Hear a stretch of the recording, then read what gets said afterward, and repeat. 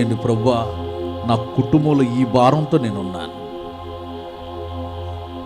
సమస్యలతో నేను నడిపించబడుతున్నానయ్యా.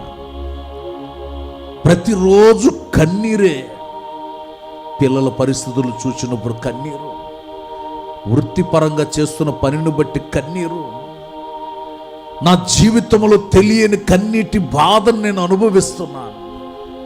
తీర్చువాడు ఎవరు లేదని చెప్పి ఆదరణ లేకుండా తప్పిస్తూ నలిగిపోతున్నాను. నా భారాన్ని నీ మీద వేస్తున్నాను. ఈ రాత్రి నన్ను ప్రశాంతంగా ఉండని ప్రభువా, నా భారం నుండి విడిపించయ్యా. పిల్లలు విధేయులుగా మార్చబడేటట్లు చేయయ్యా.